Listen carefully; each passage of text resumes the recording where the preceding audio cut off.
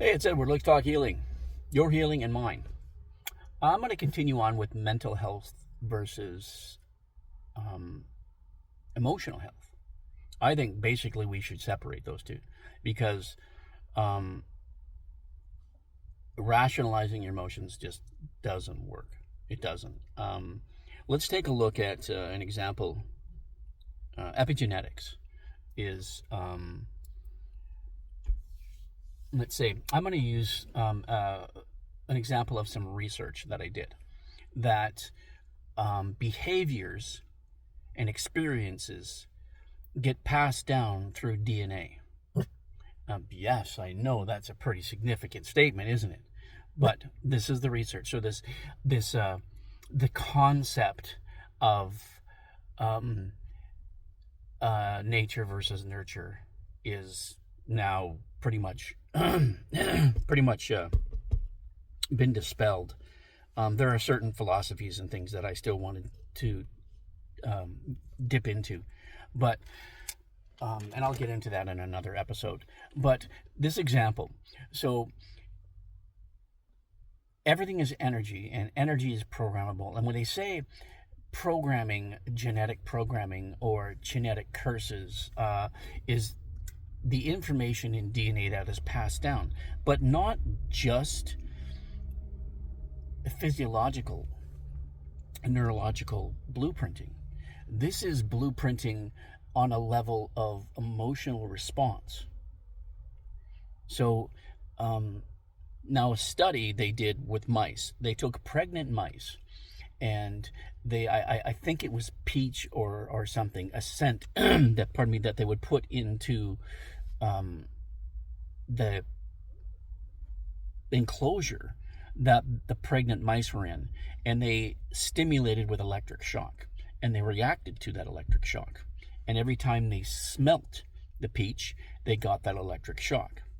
So after the mouse gave birth to little mice, and as they grew a little bit older, they subjected them to the same scent, and they reacted as if they were being shocked.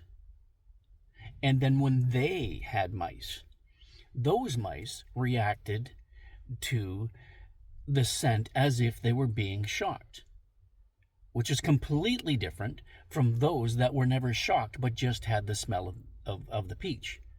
So this programming, your emotional programming, is passed down from generation to generation. So the greatest thing you could possibly do for your children is heal. Heal. Heal. Go in and heal. Pass that genetic makeup. Pass them the chances that you never had. Pass them clean programming and blueprinting. It's your responsibility to heal yourself. You're accountable for your healing. There is scientific proof now. Scientific proof that this is how things work. You're a product of your environment. Consciously, subconsciously. But if you choose not to be part of your environment, if you choose not to be a product of your environment, you can step away, but it takes conscious effort. It takes healing. It takes going within. It takes focus. You can do this. Start doing some research. Let's learn about the emotional system and emotional health as opposed to mental health, because they're two completely different things. I've talked about this in a previous video in regards to emotional health and mental health. Now, we have what I like to call a collective of all your systems. Well, when your immune system doesn't work, it affects us in our head, and then it'll affect us in emotionally as well. Each system will affect us not just mentally but emotionally. So let's take a look at mental health. Should be the focus on being able to clear your mind to remove this stuff, to remove the negative thought, to remove programming, to remove how we think of ourselves, instead of trying to connect the dots to how you feel, right? You can't connect the dots on your immune system or your digestive system. Well, you can, because when your emotional system is a mess, because your mental health is a mess, it affects all of your systems. When you get back into a line and you quiet your mind, you do your healing, you stabilize your emotions, you grow emotional strength and stability, emotional maturity, you now have all of your systems working together properly. You can navigate your life much, much easier. But let's not confuse mental health with emotional health, because it's a completely different system. This is all about energy.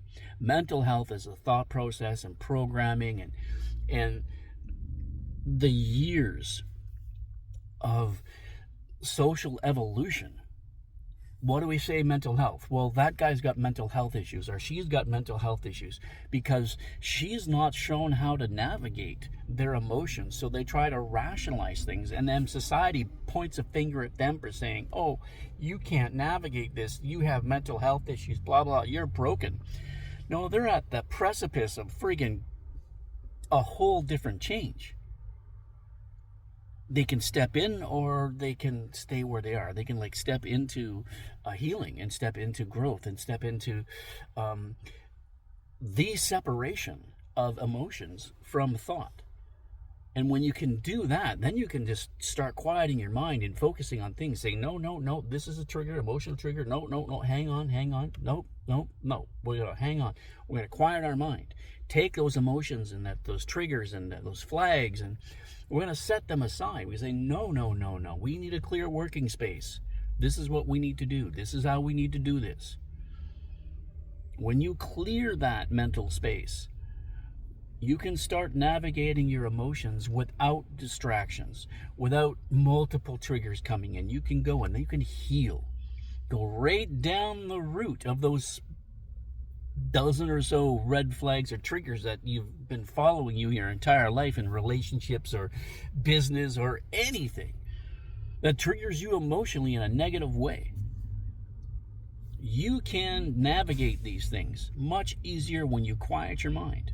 Focus on that, okay? Focus on the mental health.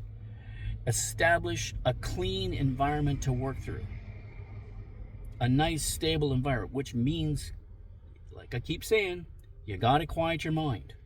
You got to get rid of the obsessive thoughts. You got to get rid of the distractions. You got to go inward, which means blocking out all the stuff that triggers you, removing those triggers, changing your diet, your exercise, grounding, your environment, your so-called friends and family that put your emotions in a box and discard them.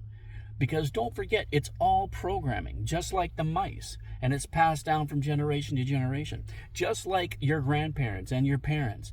These things were programmed generation after generation after generation.